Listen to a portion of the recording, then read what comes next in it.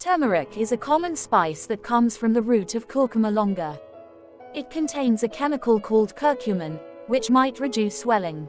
The health benefits of turmeric is: boost your immunity. It is natural antioxidant, natural way to purify your blood. Help in weight loss. It's lower your bad cholesterol and save your heart and other organ. Let's know how to prepare tea.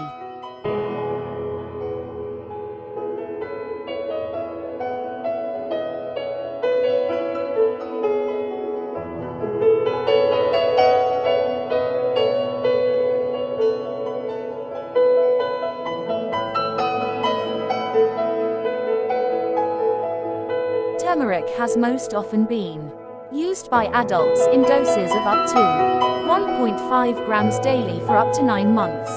It is also sometimes used in mouthwashes, gels, creams, and tonics. Speak with a healthcare provider to find out what dose might be best for a specific condition.